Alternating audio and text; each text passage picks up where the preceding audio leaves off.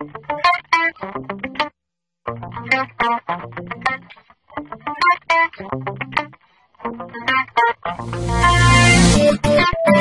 and welcome to this Introduction to Houdini Visual Effects. In this exercise, we will be touching on quite a few different areas within Houdini. None of them will be particularly in-depth, but will hopefully give you a good idea of how Houdini works together as a complete procedural system.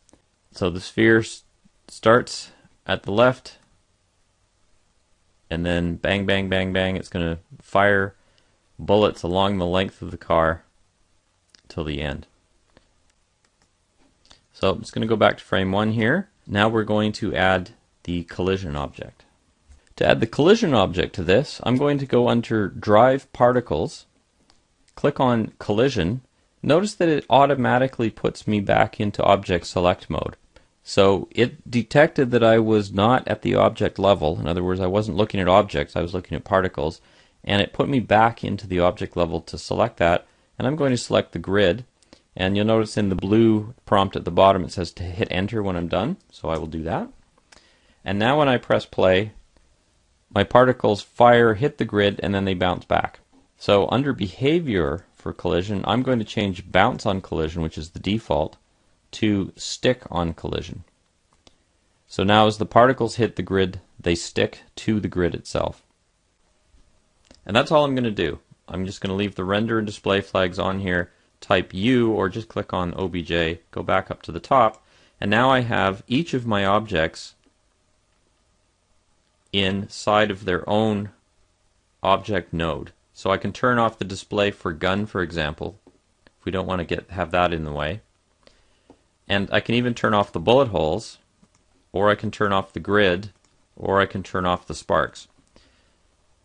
So by doing it in this manner, I've given us the control to shade, display, and render all of the different objects separately, what I just jumped out. So this acts a lot like Firefox or Internet Explorer in that you can jump back through the history of what you've looked at in your panes. Some people can find that a bit confusing. When you get used to it, it's extremely powerful because I can do something like jump in here, take a look at my sparks, make a change, and then click the back arrow and jump me back to where I came from, which is inside the sparks object, and there we go. There are several different ways to apply shaders or materials within Houdini. We'll look at several of them in the course of this particular exercise. So I'm going to play forward until I can see some of the bullet holes. I'm going to turn off the collision grid and sparks just to make things a little bit easier to see in the viewport. And then I'll go over to the material palette and click on the Mantra Surface node. This is a generic all-in-one shader that, generally speaking, is what I use for everything. Perfect mirror. So we actually want it to be quite subtle and large. So I'm actually going to turn the specular angle fairly high, turn that up to about 14, and get quite a blurry reflection on there. Don't worry about the quality of the grain. We'll set all of that to maximum quality before we do our final rendering. So compositing, pretty straightforward. We're just layering all the pieces on top of each other. If I go to Tab, you see under Comps that there's a variety of standard compositing operators. I'll bring in Add, first of all, to add the car reflection to the background. And we'll take a look at that. And now we can see the sparks reflecting on the background.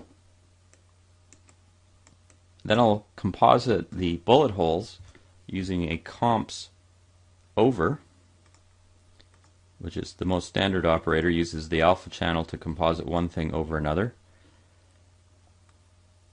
And then finally I will use another add to add the sparks. Because the sparks are glowing, an add is appropriate in this case.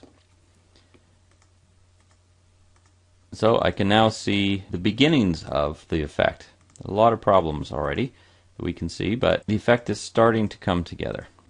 Okay, so let's take a look at this render. I'll go to Render, Mplay, Load Disk Files, go to my final comp, and let's take a look. Well, the bullet holes are in the right place. They certainly look a lot more interesting than they did before, although we haven't spent any time trying to shade or light them. The sparks are, I think, a bit odd because they're moving slower than the motion blur that we applied to them would warrant. The effect is certainly not photorealistic, but is heading in the right direction. For those that would like to take it to its logical conclusion, you could adjust the motion blur of the sparks by adjusting the multiplier on the velocity. You can also go into the material for the bullet holes and adjust those as well.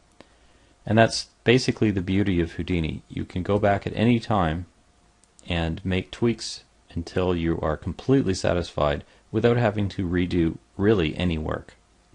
I hope you've enjoyed this exercise and found it useful, and congratulations for making it to the end.